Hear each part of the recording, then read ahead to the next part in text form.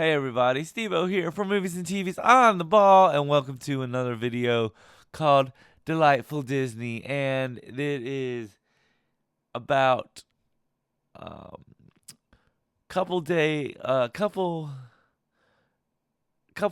till the release 25 years ago with none other than the film The Princess Diaries that came out in 2001. Is celebrating its 25th anniversary this year, so I decided that it'd be kind of cool to kind of take a look back at sort of the film that put Anne Hathaway kind of on the map. I think this was actually one of her first main role that she did. I think she did a little bit of small roles before then, but I wanted to take a look at this film just because I this was was a really charming Disney film that happened to be G that really,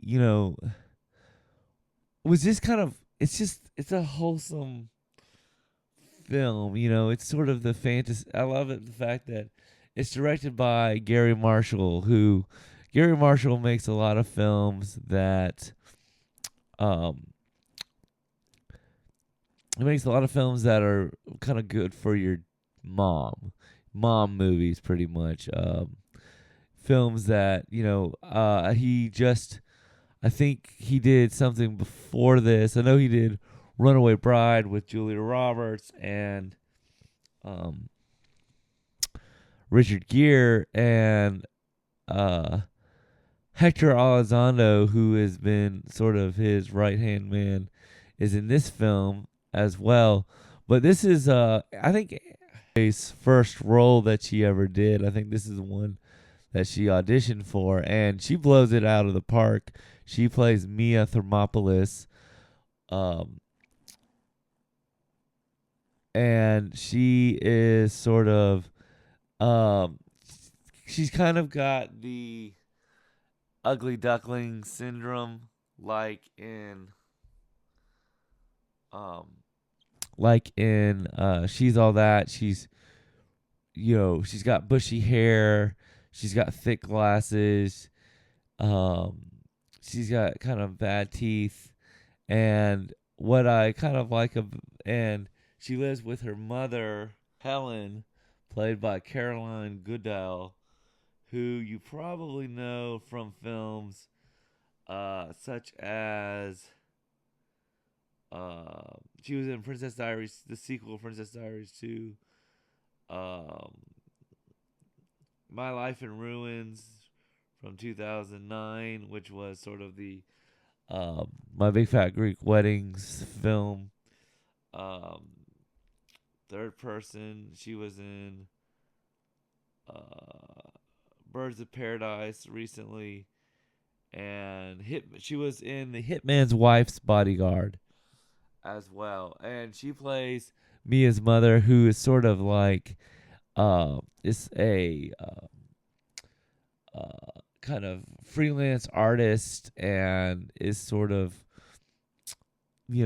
into everything. And then you had Julie Andrews, who we all know as Mary Poppins. She plays Clarice, um, Queen of Genovia. And um, I th- what I really liked about her character is, Julie Andrews can really make being a she really plays a queen very well, and I really like her, her boldness, and the way she, kind of can handle a room and everything. Um, he played Mary Poppins in,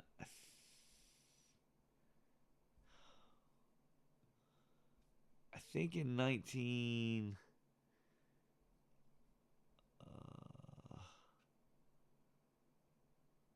Let's say 19. '64, and in 2001, she played in Princess Diaries back for Disney, and she really plays a queen very well. I like how she's uh, very and I like her presence in this movie. You have Gary Marshall's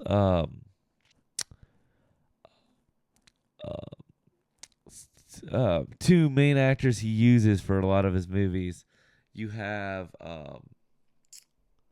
Hector Elizondo, who you pretty much know from uh, uh, he's pretty much from like a lot of Gary Marshall films such as Pretty Woman. He was in Runaway Bride. He played Richard Gere's um, photographer friend at the news station. He was in but his other roles include 1980s American Gigolo. Um, he was in 1987's Overboard with Kurt Russell and Goldie Hawn.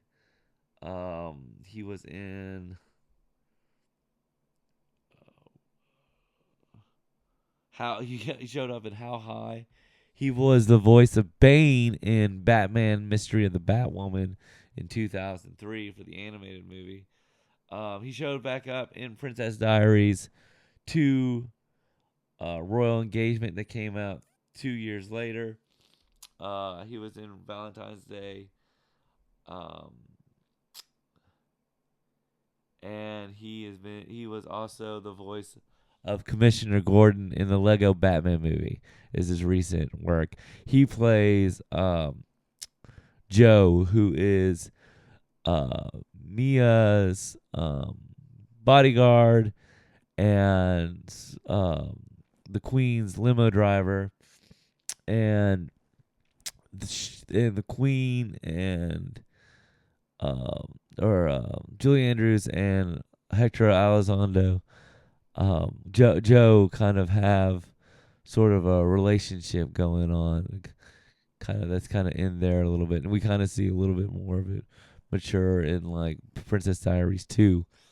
Um, but then you had her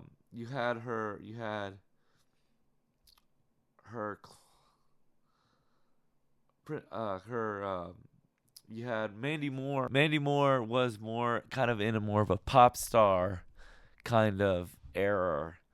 She was kind of a big pop star. She came around a lot during the time of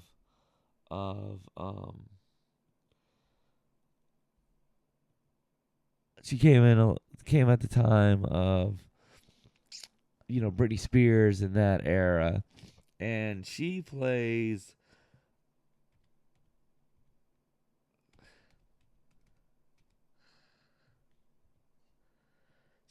sort of the mean girl, um,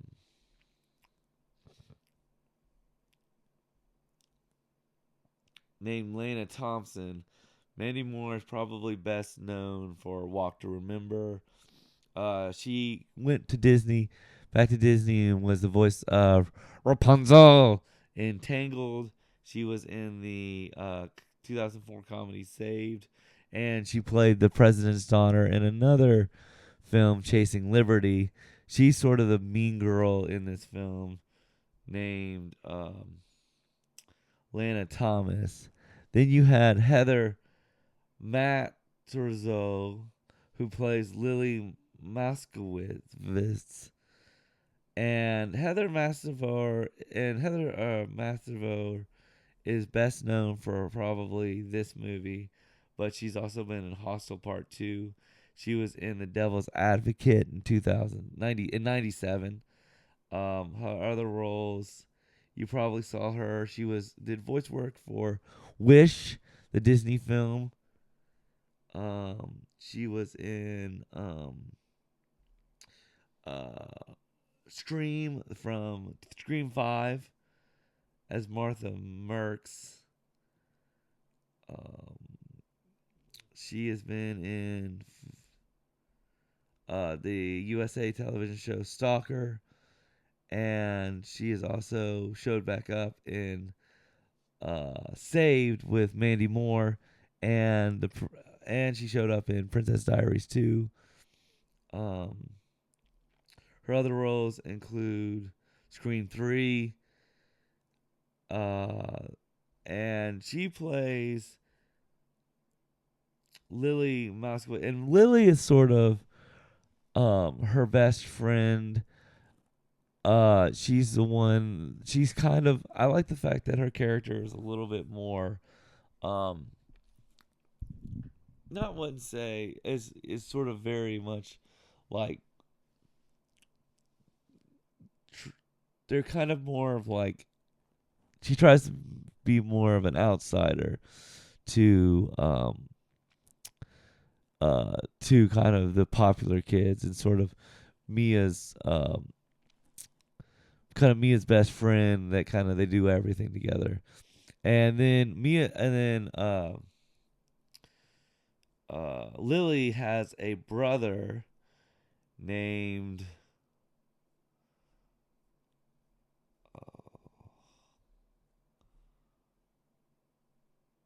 Michael, played by Robert Schwartzman. Robert Schwartzman is best known for his roles in this film. He was in The Virgin Suicides. Um, he was in. Uh, he's directed films. He directed The Good Half, The Unicorn, and Dreamland. But his acting career, he's done. You've probably seen him in um, Somewhere and Casino Moon, and um, and he plays Michael, who is Lily's brother, and he's kind of in a band, and he's kind of got sort of a somewhat crush on Mia. Then you have um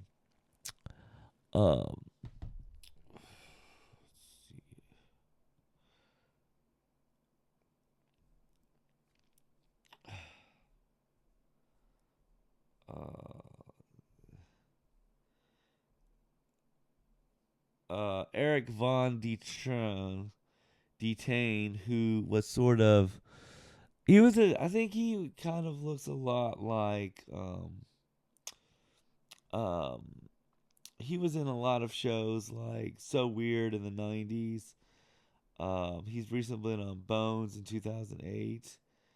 Um, he was actually in episodes of Charmed. He was the voice. He was in he did a couple voice works as King Bobguard in Recess. Pepper Ann, he did voice work for Tarzan. You probably, if you saw the Disney original movie Brink, he played the main character. He was Wally in the 90s Leave It to Beaver that I talked about. That's where you probably know him from, and he's done additional voices. But it was just kind of cool that he's the voice of Sid. He was in Seventh Heaven, um, and Top Dog,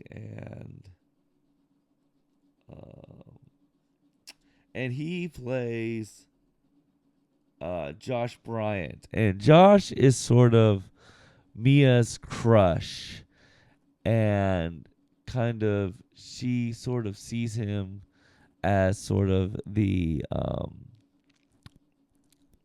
as a future love interest.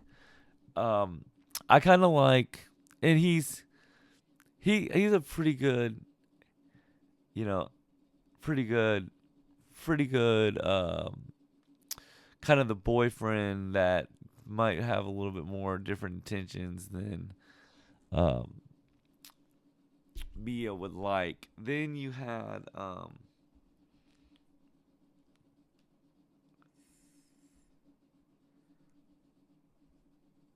think that's Then you had Sean O'Brien, who was me in this movie is Mia's teacher, and but you probably seen him in Olympus Has Fallen, The Other White House Down. He was in Phenomenon, Raising Helen, and he's recently been in 911.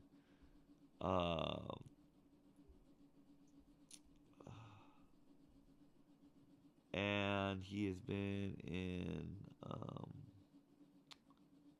He was in 2023's Missing, Shameless. But he is Mia's.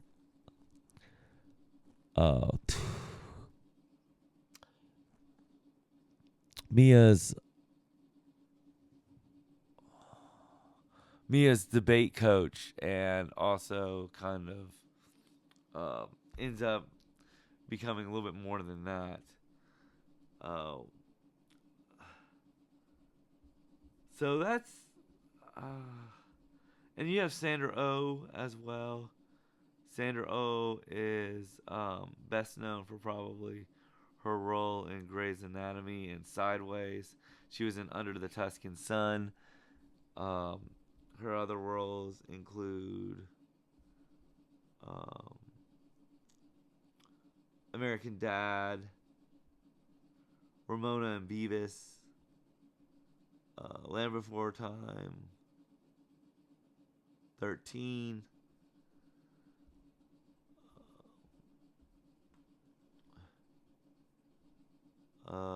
6 episodes of 6 Feet Under, and Bean as well. She plays the principal of the school as well. So you've got a really good kind of cast of who's who. So let's get in on it. So this film is what I really liked about this film is this film came out in 2001. So I was kind of like, I was 13, and this was when I was really getting into movies. And this came out on my sister's birthday, and I think we went and saw it for her birthday, or maybe 2 days later or something. But a lot of people probably, I remember my mom when we went and saw it, she's like, it's like Pretty Woman for teenagers. And I was like, well, kind of for, it's kind of a, what I like about this movie is that it is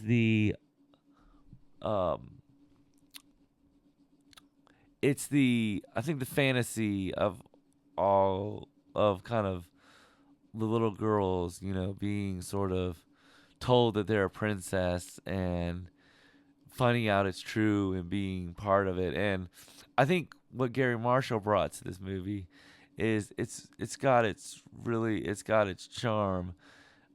It's got its charm because Garry Marshall brings, I think I really liked Anne Hathaway as Mia, because Mia, when we meet her for the first time, she's got long stockings, her hair's all frizzled, she's got big glasses, buck teeth. She's kind of weird in a Disney sort of way, and and her best friend and her kind of have their own sort of clique. They ride to school together on their scooters, and when they get there, we see sort of kind of their social life isn't great because they're getting their I love how she's sitting down and I guess eating lunch or eating a snack, or Mia's sitting down and eating a lunch and eating a snack, and as she's sitting down, someone sits on her, and she goes over to her friend and says, "Someone sat on me again." It's like, "Oh, I'm so sorry." And I like how, and then Mia who kind of has a crush on Josh, who is Eric played by Eric Von something. He sees, or she sees, Eric kissing, or Josh kissing Mandy Moore's character, and she kind of has a fantasy of her being kissed by Eric, and I can kind of see that Lily is sort of kind of says, you actually see somebody like that, you know, change the lot, kind of like how she's so appalled by how disgusting people are kissing public displays of affection, and and um and we get to see sort of how how she's sort of seen by her classmates, and when we get to, as all high school movies have, that one class that we see them go to, so we know they're in high school. And in this film, we are going to be in a debate class where Mia is going up against Josh, who says that we should have this private school should wear. Josh's argument is that they should wear kind of wear casual clothes all year round, and or Mia's point is that that her clothes will be that they make us unique without.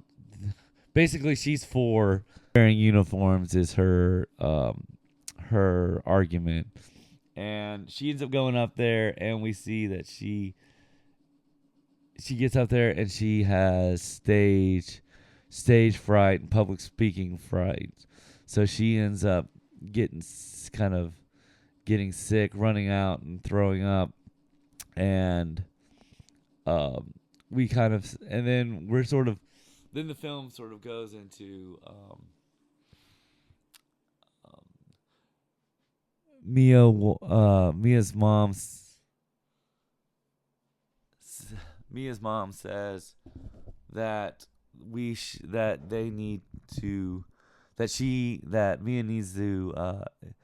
that her grandmother's in town and that she needs to see her because she has something to tell her. And so she says, all right, I'll go. And I do like the fact that we do see kind of Mia's mom as sort of, being an artist. She's very free spirited. The fact that they're having this conversation while they're rock climbing is pretty impressive. And so she goes and sees her grandmother and finds out her grandmother is the Queen of Genovia, which is a fictional country in Europe, kind of right around with the same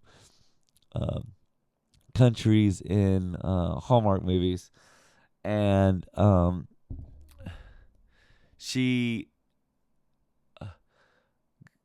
goes in there and she goes and has tea with the queen, and the queen looks at her and says, "Oh, she looks good. Nice bite." And she says, she tells him that she's a princess, and it's sort of like, Mia takes it like, what do you mean I'm a princess? I can't be a princess. I'm still waiting for, she's like, I'm still waiting to get through high school and all this stuff, and you're adding this. And all of the lines she says is, if my life isn't as hard as it is, let's just add it a tiara. I don't want to be a princess. So she runs away, and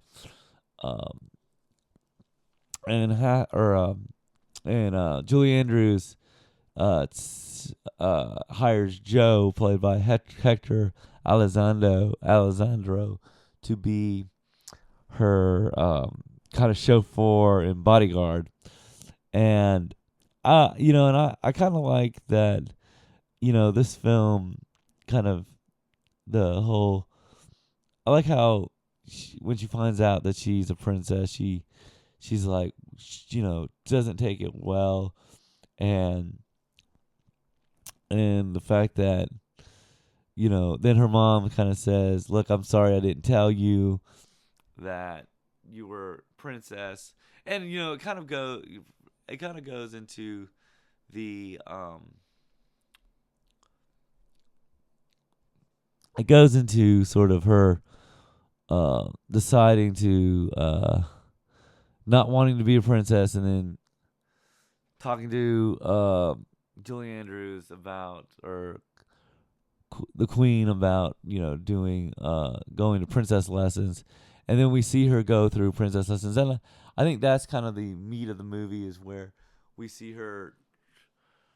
I think Mia's trying to find her kind of place. She's been invisible for most of her life, and it's sort of that. Um, it's that finding out that, oh, I'm a princess. What do my life is about to be turned upside down, and we have sort of her go through princess lessons. If princess lessons, where she waves, and she's where she goes through like dinner, doing like from etiquette classes that you do in cotillion, to waving um at the people in the car, to walking and all that stuff. And I like those little montages. I think that works really well. What really kind of works is, I think you've got there's a scene where um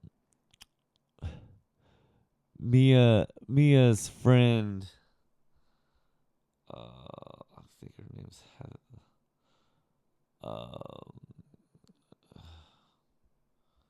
Lily is sort of, I think, the character that I think she doesn't think that that Mia needs to be on this.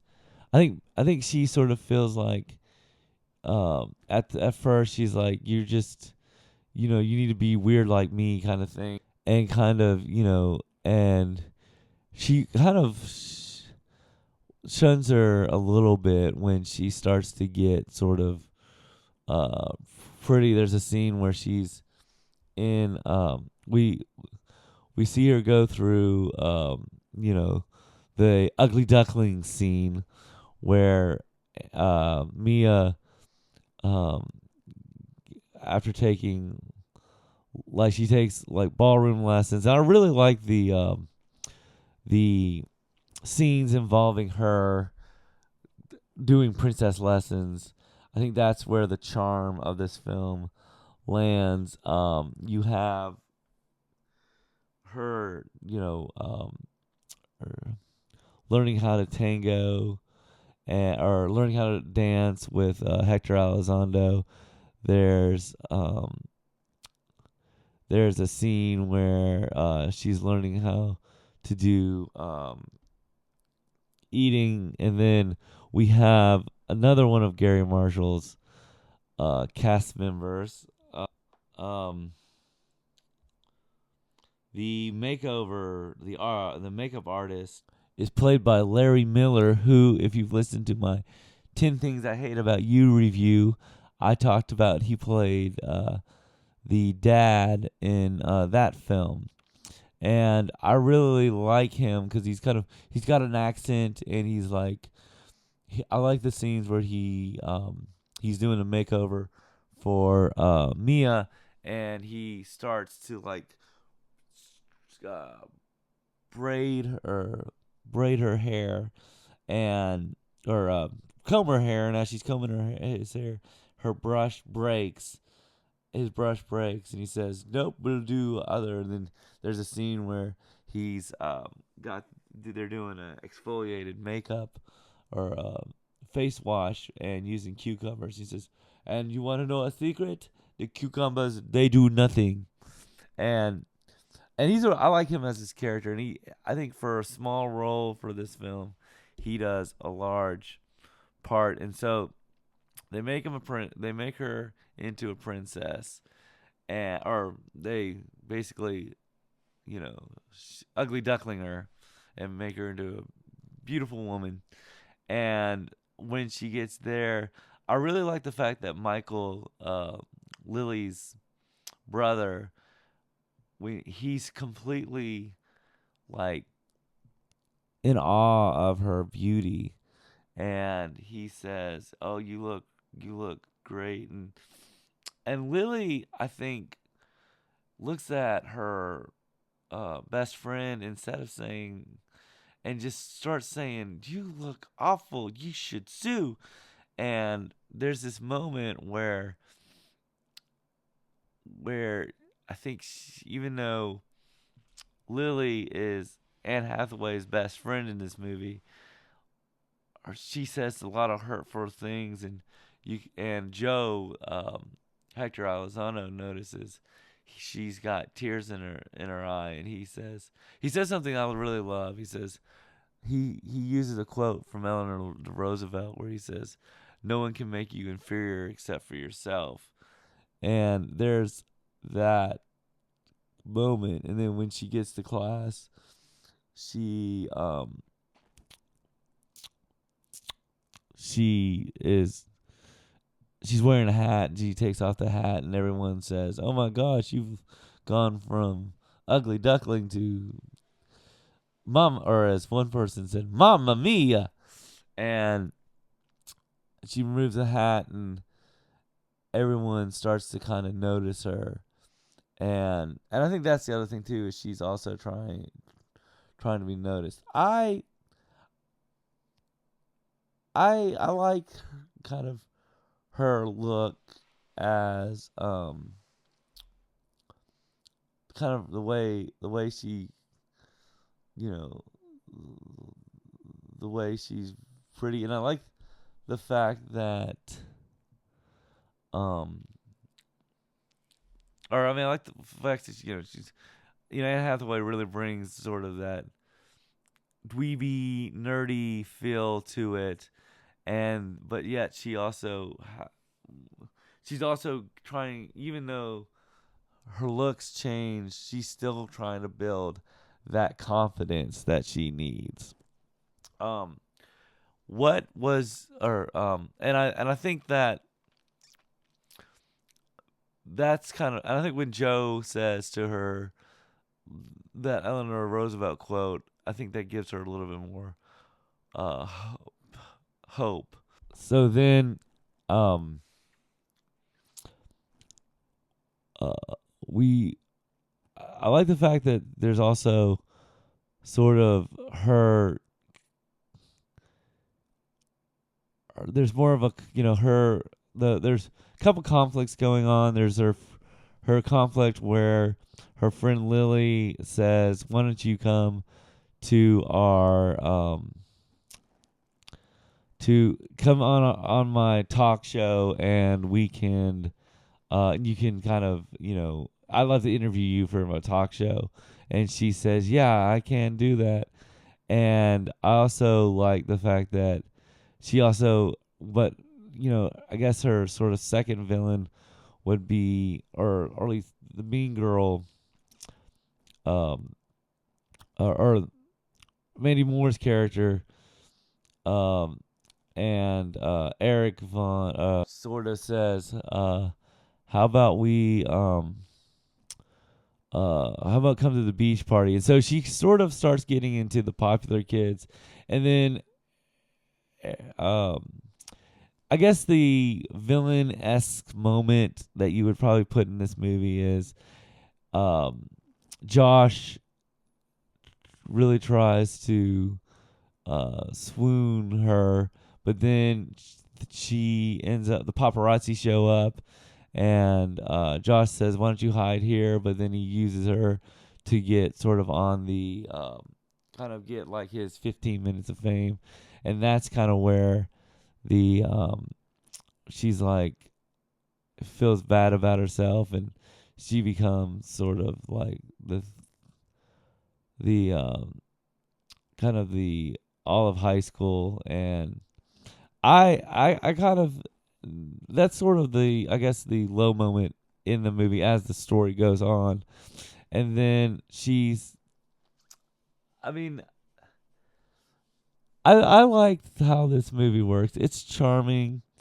I think that I really believe that Julie Andrews was born to play this queen.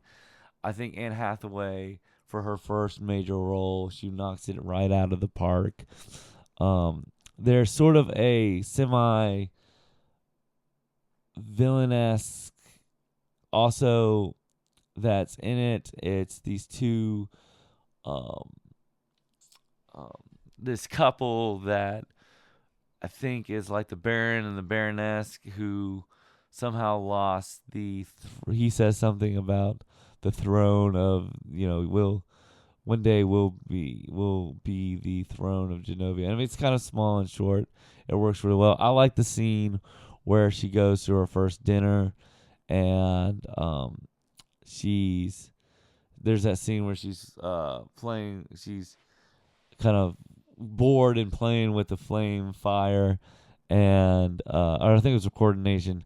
Bored playing with the fire, and she ends up catching the guy's hand on fire, and then she eats. The famous scene where she eats the frozen dessert, and she gets brain freeze, and they say we should take some too. And I think it's a charming movie, and I think this film um is just, it's a light.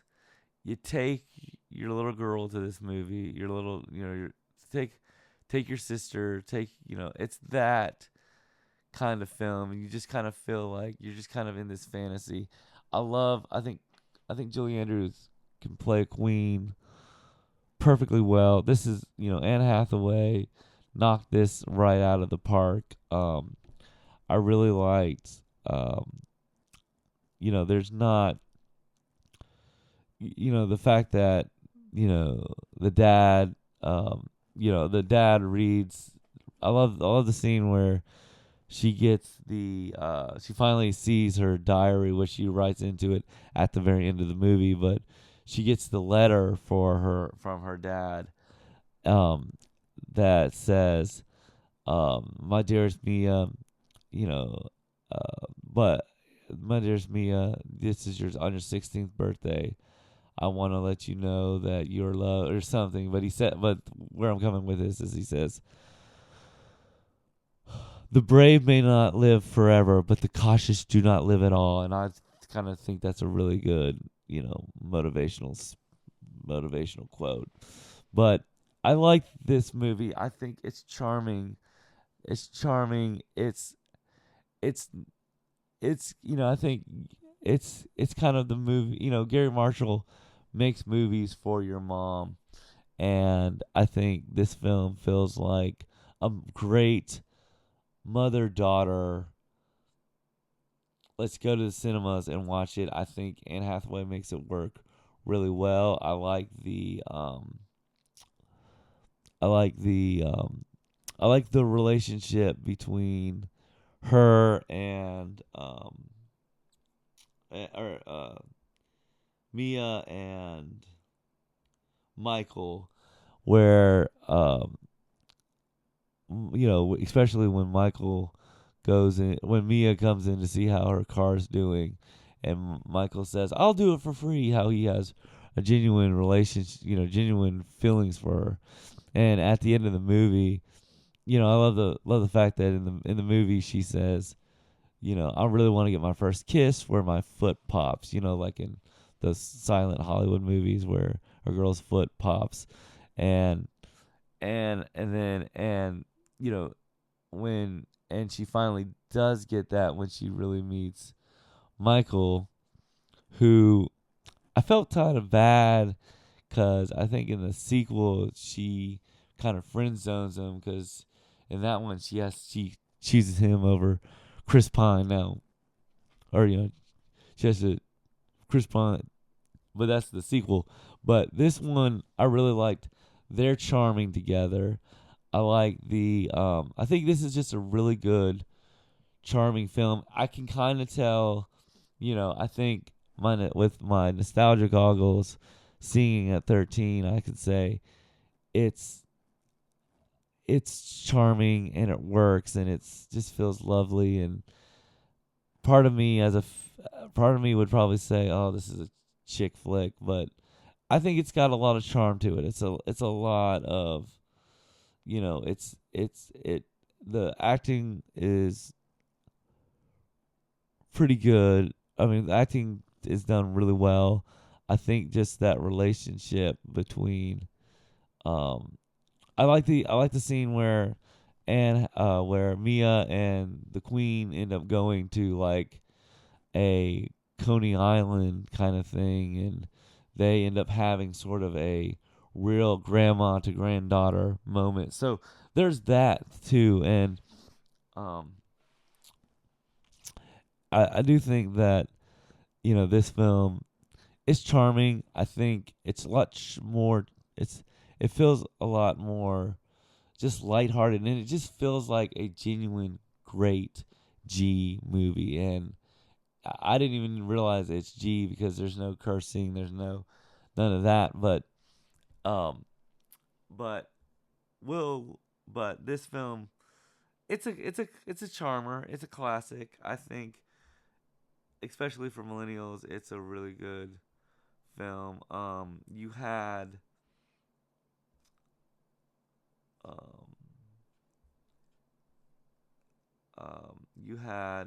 this film got on IMDb a rating of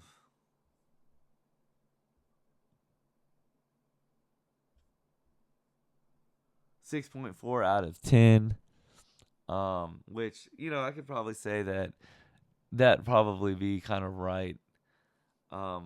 I Rotten Tomato gave it a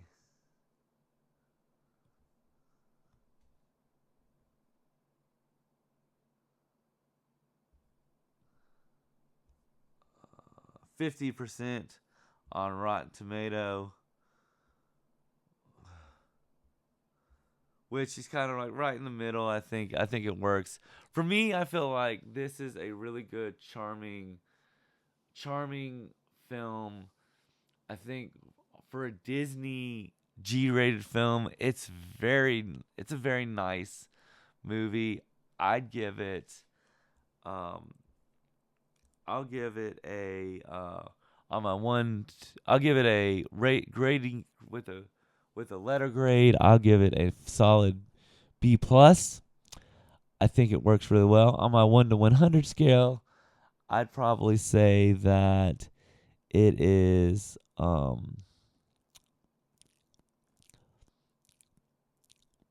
probably I'll give it an I'll give it a 87 out of 100. I think it works really good. I like the charm. I think it's for a G-rated film. I think this is one of. I think this, I mean, because it could have had a little bit more darker thematic areas, but it's just kind of nice. It's also kind of nice just to see a really good G Disney movie without feeling like it's for kids. And I feel like this is a preteen movie in a way. And I think Anne Hathaway blew it out of the park for her first role. I think the cast is pretty strong, and I think I think the moments between Anne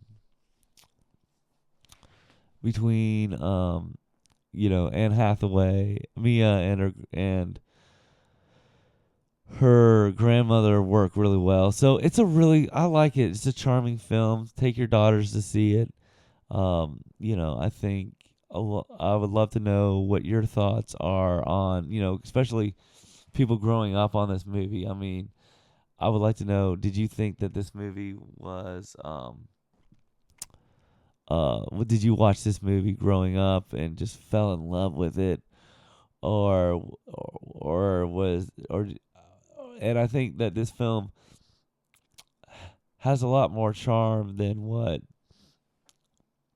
or it's just so simple, so simplistic that there's more of the conflict between her trying to fit in and also fill a country, and I think it works really well. Or fit in and roll a country, and I think her journey really is pretty strong, and so that's kind of my look at Princess Diaries. I give it, it's a good film. Check it out. Tell me what your thoughts are. As always, I'm Steve, and happy 25th anniversary, Princess Diaries.